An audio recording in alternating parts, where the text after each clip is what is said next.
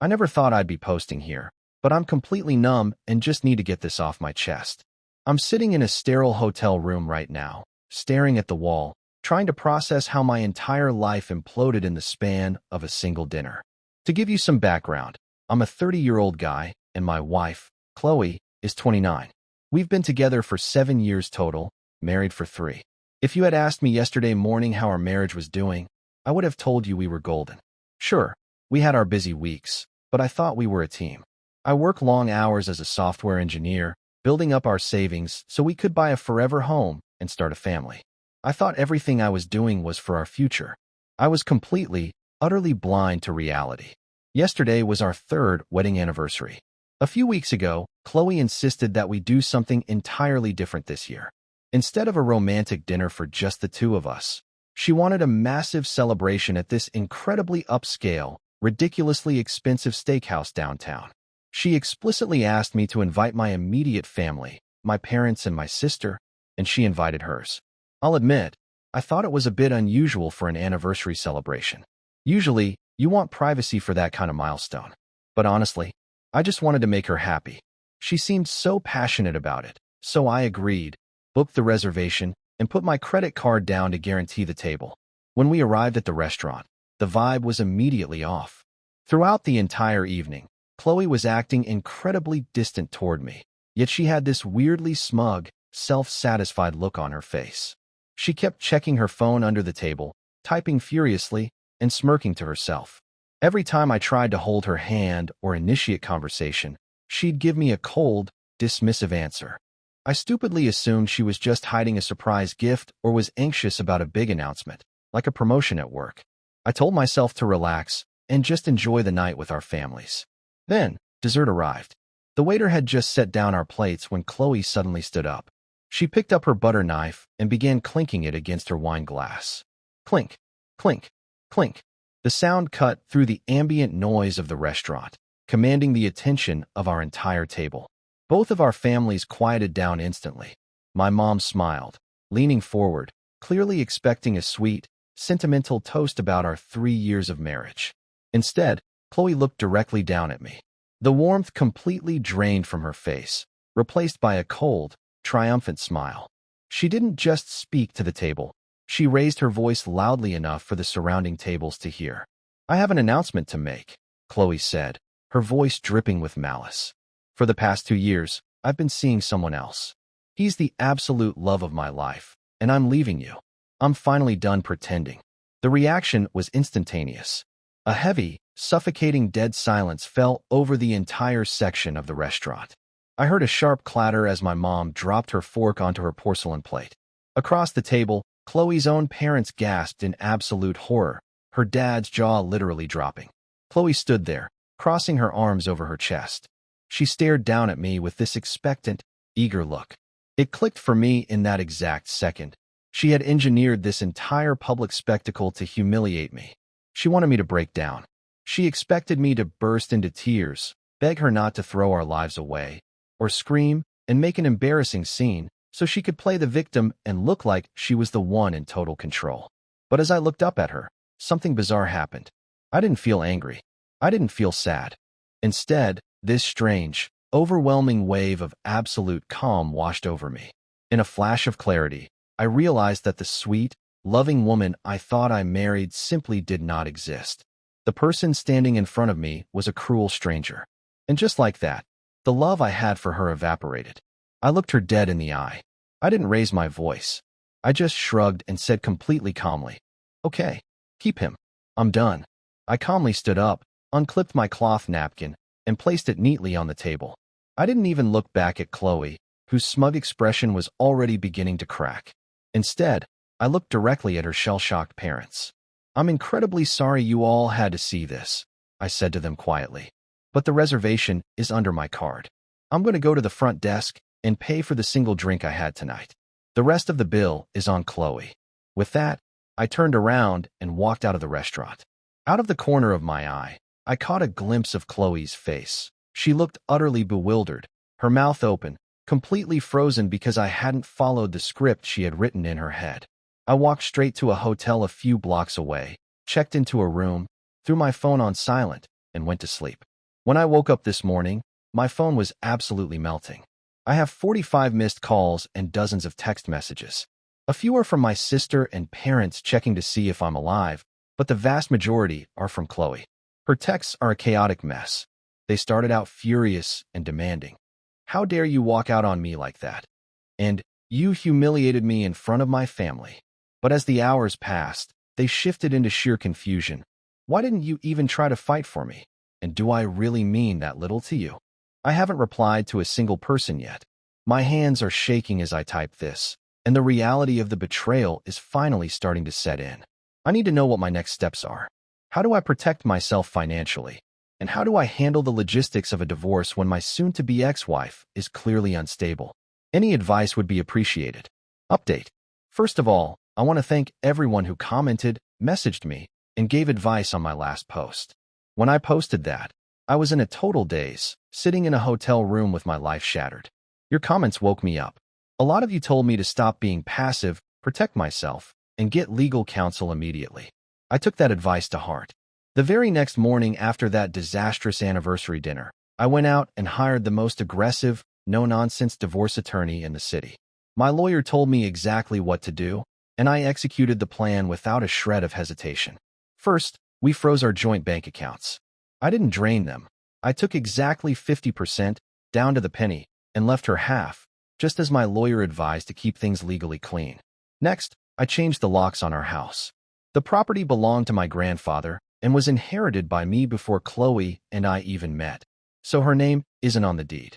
Legally, she had no right to bar me from it, and my lawyer gave me the green light to secure it. Finally, I had her served with divorce papers. I chose not to mail them.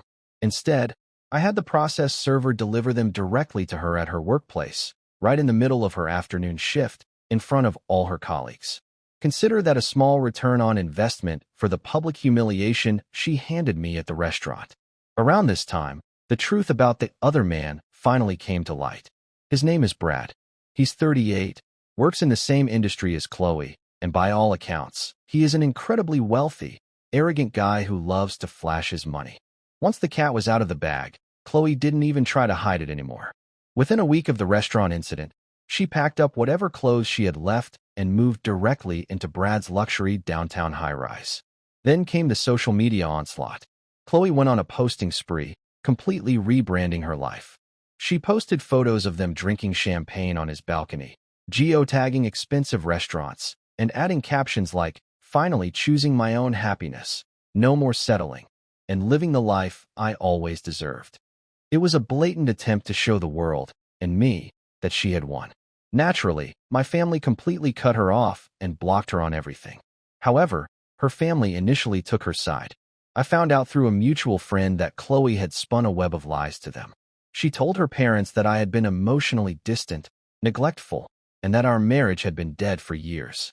She painted Brad as this chivalrous, successful upgrade who was rescuing her from a miserable life and who would take care of her forever.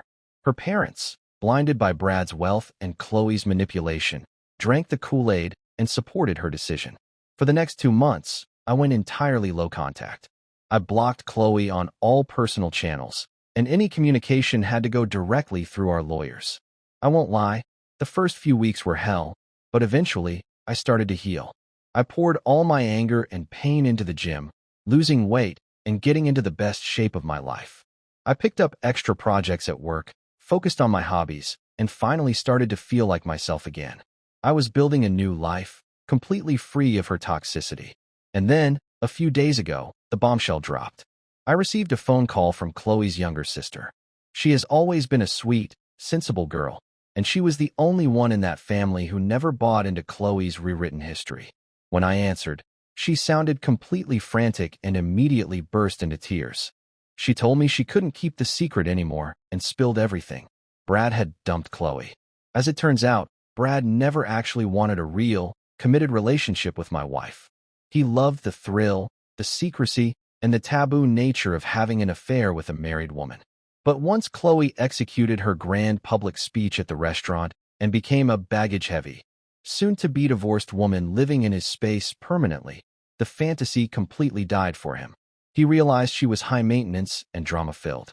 To make the cosmic irony even sweeter, Brad did to Chloe exactly what Chloe did to me. He began sleeping with a 22-year-old intern at his firm. When Chloe found out and threw a tantrum, Brad didn't apologize. He literally packed her things, put her bags out on the curb, and kicked her out of his luxury apartment. Chloe's perfect new life crumbled in a matter of hours. Because she had spent every single penny of her half of our savings trying to buy designer clothes and expensive jewelry to keep up with Brad's wealthy lifestyle, she was now completely broke. She is currently homeless, sleeping on her parents' living room couch, with absolutely nothing to her name. Almost immediately after her sister hung up, my phone began blowing up like a Christmas tree. The shift in tone from her family was spectacular. Chloe's mother called me, sobbing hysterically into the receiver. She begged me to just talk to Chloe, claiming that her daughter was in a really dark place, that she had made a terrible, tragic mistake, and that marriage is about forgiveness. Then came the text from Chloe herself. It was a massive, exhausting block of text, a textbook example of a generic, manipulative non-apology. She wrote that she had been confused and overwhelmed by the pressures of life, which made her act out in ways that weren't really her. She claimed that losing everything made her realize that Brad was nothing but a distraction, and that I am her true soulmate. She actually had the audacity to write, "We built a beautiful life together for 7 years. Please don't let one mistake ruin it. Can I please come home so we can work things out?" I read the text, felt a wave of absolute disgust, and didn't reply. One mistake? She cheated on me for 2 years and tried to publicly castrate my dignity in front of our families. She isn't sorry she hurt me. She's sorry she got replaced by a 22-year-old and lost her meal ticket. So, I'm turning back to you. I have no intention of taking her back, but part of me wants to unleash all the anger I've been holding back and text her a reply that completely shatters whatever ego she has left. Or should I just maintain total radio silence and let my lawyer do the talking? What do you think? Final update. Hey everyone, this is the final update. Things got incredibly messy after my last post, but the dust has finally settled, and I am officially a free man. Following your advice, I initially chose total radio silence, but Chloe and her family simply wouldn't stop. The nonstop calls and texts continued for over a week. Even Chloe's dad, who had previously ignored me, finally reached out. He tried to appeal to some twisted sense of man-to-man honor, telling me that marriage is a sacred vow through thick and thin, and practically begging me to take her back. He kept talking about how Chloe was destroying her own life and how deeply depressed she was. As he was talking, the harsh reality clicked for me. This sudden flood of concern from her family had absolutely nothing to do with saving our marriage or repairing the damage Chloe caused. It was entirely selfish. Chloe was broken, and currently sleeping on their couch. She had become an immense financial and emotional burden on them, and they desperately wanted to pass her back to me so she could be my problem again. I cut him off mid-sentence, told him to never call me again, and hung up. A few days later, my lawyer called to inform me that Chloe's legal team was ready to talk. He advised that a brief, final face-to-face meeting would be the fastest way to finalize the asset division and pressure her into signing the uncontested divorce papers. I agreed, but only under one strict condition. It had to take place in the neutral territory of my lawyer's conference room, and I would not be left alone with her for even a single second. When the day arrived and Chloe walked into the room, I barely recognized her. The contrast was staggering. Gone was the smug, triumphant, arrogant woman who clinked her glass at our anniversary dinner. She looked utterly exhausted, drained, and visibly defeated. The reality of her new life on a couch had clearly stripped away every ounce of her pride. As soon as we sat down, Chloe immediately tried to orchestrate a scene. She began to cry, forced, theatrical tears, and reached all the way across the conference table, trying to grab my hand. "Brad manipulated me," she sobbed, her voice trembling as she played the ultimate victim. "He lied to me. He wasn't who I thought he was. But you're a good man. You always loved me. Can we please just try marriage counseling? We can fix this." I didn't flinch. I calmly pulled my hand back, folded my arms, and just stared at her. I didn't look at her with anger, hatred, or resentment. I looked at her with absolute, cold indifference. And honestly, Watching her realize that I felt absolutely nothing for her seemed to hurt her worse than any screamed insult ever could. I didn't leave you because of Brad, Chloe, I said, my voice completely flat. I left you because of who you showed me you were at that dinner. You didn't just cheat on me for 2 years. You deliberately engineered a public spectacle to humiliate me and destroy my dignity for your own twisted ego. You aren't sorry you hurt me. You're just sorry Brad dumped you for someone younger. She froze, her fake tears instantly drying up as the harsh truth hit her. My lawyer didn't waste a beat. He slid the final settlement and uncontested divorce papers across the glossy table toward her, along with a pen. I looked her dead in the eye one last time. If you sign those papers today, I'll pay my own legal fees and we walk away clean. If you fight this, I will drag you through a messy, highly public trial. I will expose every single text message, email, and piece of affair evidence I have to the courts, your employer, and everyone else. The choice is yours. Chloe looked at her lawyer, who subtly shook his head, signaling that she had absolutely zero leverage. Realizing her hand was entirely played out, she let out a bitter sob, grabbed the pen, and aggressively signed the papers. The marriage was officially, legally over. To give you a quick update on where things stand now, Chloe is still living with her parents, unable to afford her own place. She's stuck working a much lower-paying job in her industry because her reputation took a massive hit after the workplace serving. She is completely blocked on every single platform by me, my family, and all our mutual friends. Her parents also finally stopped calling me altogether after my lawyer threatened them with a formal restraining order for harassment. As for me, life has never been better. I decided I needed a completely fresh start, so I sold the inherited house for a fantastic profit. I packed up my essentials, took an extended leave of absence from work, and I'm currently traveling across Europe. Sitting here right now, looking out at a life full of fresh possibilities, I feel lighter than I have in years. To anyone out there going through something similar, remember this. When someone shows you who they truly are, believe them the first time. Walking out of that restaurant was, without a doubt, the best decision of my life.